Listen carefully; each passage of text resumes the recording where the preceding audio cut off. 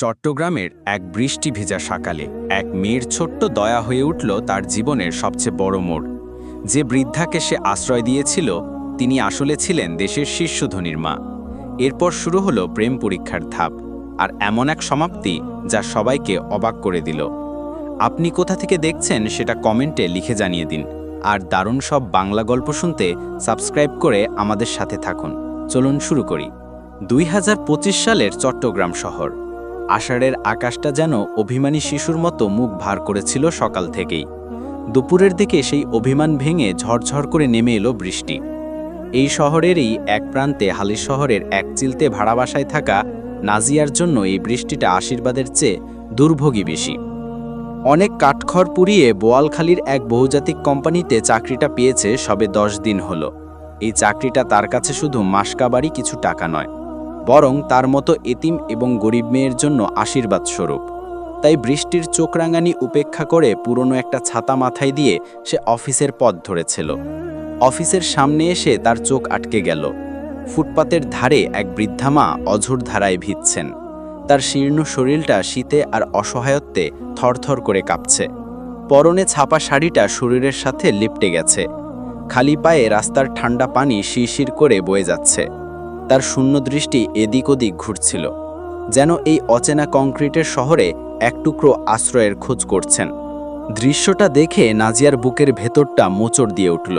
তার মনে হলো এই বৃদ্ধার জায়গায় যদি তার নিজের মা থাকত। পরের মুহূর্তে সে নিজের ছাতাটা নিয়ে এগিয়ে গেল বৃদ্ধার কাছে। কোমল স্বরে বলল, চাচি আম্মা, এভাবে ভিজছেন কেন? আসুন, আমার ছাতার নিচে আসুন, আপনার তো ঠান্ডা লেগে যাবে। বৃদ্ধা ছলছল চোখে তাকালেন। রাবেয়া খাতুন ভাঙা গলায় বললেন, কোথায় যাব মা? গ্রাম থেকে আইছি, এই শহরে আমার কেউ নাই গো সোনা। কথাটা তীরের মতো বিঁধল নাজিয়ার বুকে। সে নিজের হাত ব্যাগ খুলে দেখল সামান্য কিছু টাকা পড়ে আছে, যা দিয়ে মাসটা পার করতে হবে। তবু সে টাকাগুলো বের করে বৃদ্ধার হাতে গুজে দিতে চাইল, কিন্তু বৃদ্ধা মাথা নাড়লেন। না গো মা, তোমার দরকারের টাকা আমি নিতে পারবো না। নাজিয়া এক মুহূর্ত ভাবল, তারপর তার হাতটা শক্ত করে ধরে বলল, তাহলে আমার সাথেই চলুন, আমি অফিসে যাচ্ছি, আপনি আমার সাথেই থাকবেন। ছুটি হলে একটা ব্যবস্থা ঠিকই হয়ে যাবে। বৃদ্ধার চোখ বেয়ে নামল কৃতজ্ঞতার অশ্রু। তিনি নাজিয়ার হাত ধরে নীরবে হাঁটতে শুরু করলেন। ঝকঝকে কাচের দেয়াল ঘেরা বোয়ালখালীর সেই অফিস বিল্ডিংটা যেন অন্য এক জগৎ। নাজিয়া যখন সেই বৃদ্ধাকে নিয়ে অফিসে ঢুকল, তখন রিসেপশনের মেয়েটি সহ অনেকেই অবাক চোখে তাকাতে লাগল। নাজিয়া কাউকে পাত্তা না দিয়ে রাবেয়া খাতুনকে এক কোনায় সোফায় বসিয়ে শুকনো কাপড়ের ব্যবস্থা করল। কাজে বসার আগে বলে গেল, চাচি আম্মা, আপনি একদম চিন্তা করবেন না, আমি কিছুক্ষণের মধ্যেই আসছি। দুপুরের দিকে যখন নাজিয়া অফিসের বাইরে ছিল, ঠিক তখনই অফিসে যেন এক ঝলক পারফিউমের ঝড় তুলে প্রবেশ করল সুমাইয়া। দামি ডিজাইনার পোশাক, পায়ে উঁচু হাই হিল, চোখে মুখে অহংকারের ছাপ। সে কোম্পানির সিও রাফির বাগদত্তা। অফিসে যখন তখন এসে নিজের কর্তৃত্ব জাহির করাকা তার স্বভাব। ঢুকেই তার চোখ পড়ল এক কোণায় জড়সড় হয়ে বসে থাকা রাবেয়া খাতুনকে। এই নোংরা বস্তির মহিলাকে এখানে কে ঢুকিয়েছে? সুমাইয়ার চিৎকারে পিনপতন নীরবতা নেমে এলো পুরো অফিসে। রাবেয়া খাতুন অসহায় চোখে তাকাতেই সুমাইয়া তার দিকে আঙ্গুর তুলে বলল, এটা আমার হবু বরের অফিস, কোনো লঙ্গরখানা নয়, এক্ষুনি বের হয়ে যাও এখান থেকে। রাবেয়া খাতুন দীর্ঘশ্বাস ফেলে বললেন, এত দিমাগ ভালো নাম, তোমার ব্যবহার তো খুব খারাপ। এই কথায় সুমাইয়ার অহংকারে যেন আগুন লেগে গেল। সে চিৎকার করে সিকিউরিটিকে ডাকল, এই ভিখারিকে ঘাট ধরে বের করে দাও এক্ষুনি, আর যেন কোনোদিন এই বিল্ডিংয়ের আশেপাশে না দেখি। রাবেয়া খাতুন আর কোনো কথা বললেন না। তার আত্মসম্মানে লেগেছিল। তিনি নীরবে অফিস থেকে বেরিয়ে গেলেন। নাজিয়া খাবার নিয়ে ফিরে এসে যখন শুনল কি ঘটেছে, তখন তার মাথায় রক্ত চড়ে গেল। সে দেখল রাবেয়া খাতুন গেটের বাইরে বৃষ্টিতে ভিজছেন। তার চোখে কেবলই অপমান আর কষ্ট। নাজিয়া ঝড়ের বেগে আবার অফিসে ঢুকে সরাসরি সুমাইয়ার সামনে দাঁড়াল। আপনি কোন সাহসে আমার মায়ের সাথে এমন ব্যবহার করেছেন? নাজিয়ার কণ্ঠ কাঁপছিল, কিন্তু তাতে ছিল প্রতিবাদের আগুন। সুমাইয়া ব্যঙ্গ করে হেসে বলল, ওহো, তাহলে ওই ভিখারিটা তোমার মা? আমি রাফিকে আগেই বলেছিলাম, তোমার মতো ছোট লোকের মেয়েকে চাকরি দেওয়াটা ঠিক হয়নি। নাজিয়া নিজেকে আর ধরে রাখতে পারল না। বলল, মানুষ পোশাকে নয়, ব্যবহারে বড় হয়। যে একজন অসহায় বয়স্ক মানুষকে সম্মান করতে জানে না, তার পরিচয় যাই হোক না কেন, সে আসলে একটা অন্তঃসার শূন্য মানুষ। আপনার মতো নির্দয় মহিলাকে রাফি সাহেব বিয়ে করলে তার ভাগ্যে দুঃখই আছে। সুমাইয়ার রাগে ফেটে পড়ে বলল, তোমার চাকরি আজকেই শেষ। নাজিয়া দৃঢ়তার সাথে জবাব দিল, এমন চাকরি আমার দরকার নেই। যেই অফিসে মালিকের থেকে মালিকের ভবিষ্যৎ বউয়ের জোর বেশি, সেই অফিসে আমি নিজেই চাকরিটা ছেড়ে দিলাম।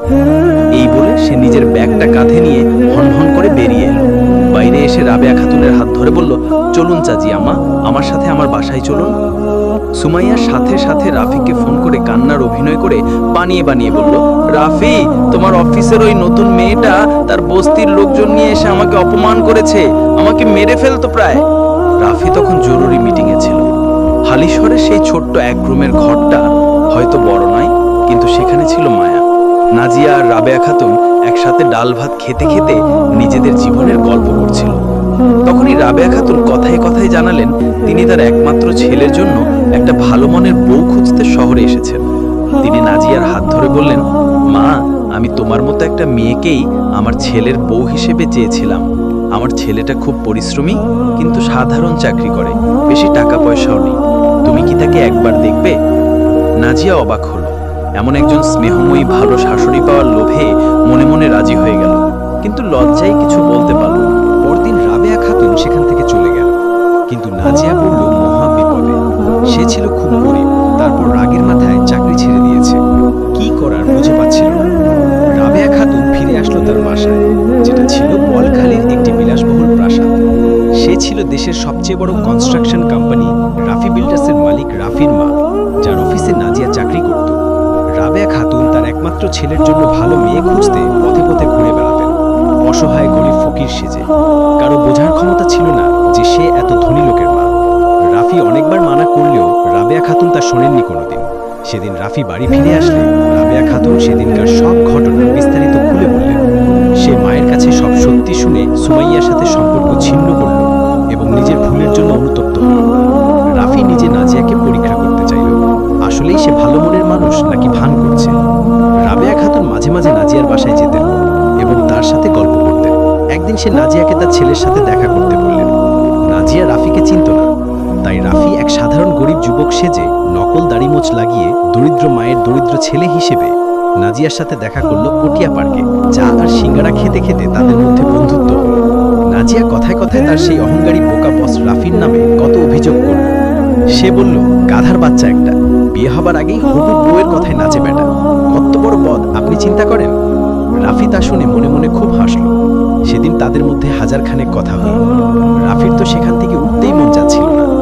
সেদিন রাফি বাড়ি এসে তার মাকে বললেন, মা, গরিব সেজে ঘুরে ঘুরে কি জিনিস আবিষ্কার করেছো গো মা, এই মেয়েকে বিয়ে করতে আমি দুপায়ে খাড়া মা। রাবেয়া খাতুন আর রাফি খুব হাসলো সেদিন। রাবেয়া খাতুন বললেন, মেয়েটাকে আবার অফিসে ডাকো, সে আসলে খুব গরিব আর এতিম। পরদিন রাফি তার ম্যানেজারকে দিয়ে নাজিয়াকে আবার অফিসে ডেকে পাঠানো, তার ব্যক্তিগত সহকারী হিসেবে চাকরির প্রস্তাব দিয়ে এবং আগের ভুলের জন্য ক্ষমা চেয়ে। জীবিকার তাগিদে নাজিয়া সেই চাকরিতে আবার যোগ দিল। এবার রাফি অফিসের বস হিসেবে নানাভাবে নাজিয়ার মন পাওয়ার চেষ্টা করল, কিন্তু নাজিয়া প্রতিবারই তাকে ফিরিয়ে দিয়ে বলল সে অন্য একজনকে ভালোবাসে এবং তার সাথেই সে ঘর বাঁধতে চায়। এই সততার বিশ্বস্ততা দেখে রাফির ভালোবাসা হাজার গুণ বেড়ে গেল। একদিন নাজিয়া তার জামানো টাকা দিয়ে রাফিকে এক ভালো রেস্টুরেন্টে খাওয়াতে নিয়ে গেল। খাওয়ার পর যখন সে বিল দিতে গেল তখন জানতে পারল বিল আগেই দেওয়া হয়ে গেছে।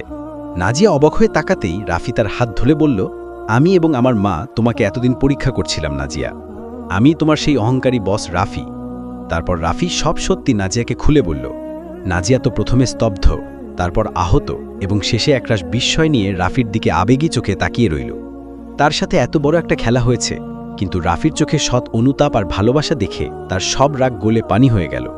সেদিন সেই রেস্টুরেন্টে সবার সামনে হাঁটু গেড়ে বসে রাফি তাকে বিয়ের প্রস্তাব দিল। নাজিয়ার চোখ দিয়ে তখন গড়িয়ে পড়ছে সুখের অশ্রু। ঠিক তখনই রাবেয়া খাতুন সেখানে হাজির হলেন। নাজিয়া রাবেয়া খাতুনকে জড়িয়ে ধরে খুব কাঁদল। তার বিশ্বাসই হচ্ছিল না তার মতো একজন এতিম গরিব মেয়ের জন্য এত সুখ উপরওয়ালা লিখে রেখেছেন। তার কাছে সবকিছু স্বপ্নের মতো মনে হচ্ছিল। কয়েক মাস পর তাদের বিয়ে হলো। যেই মেয়েটি তার মনুষ্যত্বের জন্য চাকরি হারিয়েছিল, সেই মেয়েটি তার সততা, ভালোবাসা আর আত্মসম্মান দিয়ে পুরো জীবনটাকে জিতে নিল। তাদের গল্পটা হয়ে রইল এক উদাহরণ, যেখানে প্রমাণ হইল অর্থ দিয়ে হয়তো অনেক কিছু কেনা যায়, কিন্তু একটা খাঁটি মানুষের ভালোবাসা অর্জন করতে হলে নিজেকেও খাঁটি হতে হয়। নাজিয়ার মতো মেয়ের নাম্বার চাইলে কমেন্ট করুন ভাইয়েরা আমার, আর রাফির মতো ছিলেন নাম্বার দরকার হলে কমেন্ট করুন আমার বোনেরা। গল্পটা কেমন লাগলো জানাবেন। একটা লাইক দিয়ে দিন আর শেয়ার করুন দয়া করে। আবার দেখা হবে আগামী গল্পে। আপনি কোথা থেকে দেখছেন সেটা কমেন্টে লিখে জানিয়ে দিতে পারেন। আর দারুণ সব বাংলা গল্প শুনতে সাবস্ক্রাইব করে আমাদের সাথে থাকুন। ততদিন পর্যন্ত ভালো থাকুন এবং সুরক্ষিত থাকুন।